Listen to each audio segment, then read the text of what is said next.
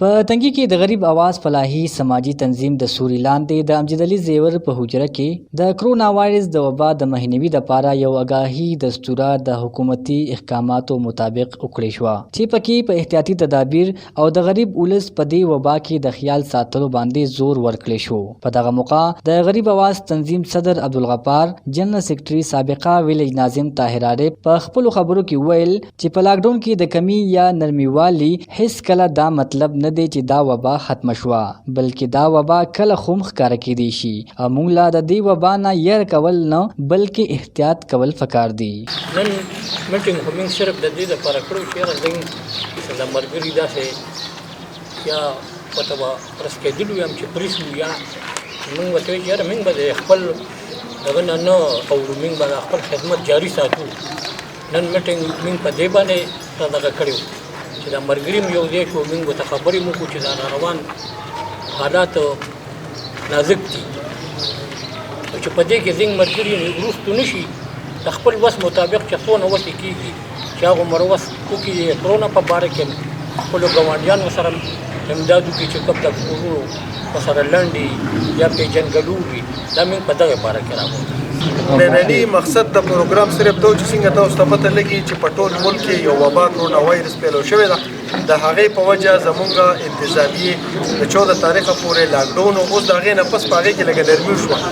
نو مونږ دا کم غریبه طبقه چې وه خاص کر هغه مونږ دې کې پام کړو. بل دا مې چې زمونږ را روان انشاءالله رمضان دی، نو مونږ د حکومت وخت نه دا مطالبه کوو چې رمضان پیکج لازمي په هغې کې ډېر زیاته نرمي وکړو، د خلکو له ورکړي. بل زمونږ د تنظیم یو ډېر ټیم وشو چې دا غونډه هم نه وه شوې، د هغې په وجه باندې موږ خپل میل میلاپ هم یو سره کوو. حکومت کارکردګي خو به زه دا ووایم چې دې ټیم کې اوس هر سړی لګیا دی په خپله د خپلې محلې د خپل کلي که هغه سماجي دی که هغه فلاحي دی په خپله د دې خدمت کوي. د حکومت د طرف نه خو یو صرف دغه چې د احساس فاونډیشن دغه رجسټریشن دی د دغه نه دغه 12000 روپۍ هغه چاته میلاو شوي دي چې د چا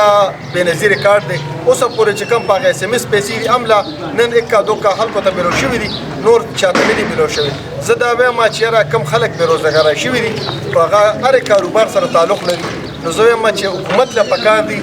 چې هغه دوی له مکمل منتلي بیسس باندې باقاعده د تیر شوې میاشتې او د را روانې میاشتې دې له چې کم دی نو په منتلي بیسس ماهانه ورکړي، ځکه چې زموږ ډېره زیاته غریبه طبقه ده. د تنګي چې څومره خلک دی په هغې کې تقریبا نیم خلک د نیمې نه زیات خلک بېروزګاره شوي دی. کومه طبقه چې پروتې وه غریبانانو اخو بالکل دا خو چې کوم د میډل سټیج خلک وو چې کوم د متوسط طبقې خلک وو هغه هم بالکل داسې شو چې بالکل رزق پسې روټۍ پسې ړندېږي، خو د مجبورۍ نه د هغوی سپینه جامه په تن باندې ده، نو چاته د هغوی احساس نشته. نو په دغې وجه زه وایم چې د حکومت په دې کې ناکامي ده. پکار ده چې یاره حکومت په دې کې هغو د DC صاحب پنډي که هغه د MPA صاحب پنډي زموږ دلته د AC زه وایم چې په دې کې لږه زیاتوالی راولي او دوی له هغه کو د ګرانې په شکل باندې په یو ګرانه کې یا چې کوم دی هغه خلک چې کوم کاروبارونه کوي زه وایم چې دوی له دا پنډ لږ زیات کړي او ورکړي. زمونږ تنظیم غریب آواز فلاحي سماجي تنظیم دی چې هغه زمونږ څه ملګري دي په هغې کې چې کوم دی هغوی ارینج شوي دي. بل زمونږ الحمدلله یو پری امبولینس دی چې هغه 24 غنټې د خلکو ته مهیا وي. د کرونا د وبا په مد کې تاسو وایئ چېرې تاسو څه خدمت وکړو، نو مونږ ماسکونه پرې ورکړل، سینیټایزر هم ورکړل، 1000 کسانو لم 1000 تروړې داسې ورکړې. الحمدلله د هغې مونږ سره ډېټا شته، خو تاسو وایئ تاسو له بېخوبیه درکړو، خو مونږ د کیمرې په سترګه چاته نه ده ښولې. او انشاءالله چې را روان ځل لم څه خبرې الله دې کړي چې دا بیماري ختمه شي، خو دا نوره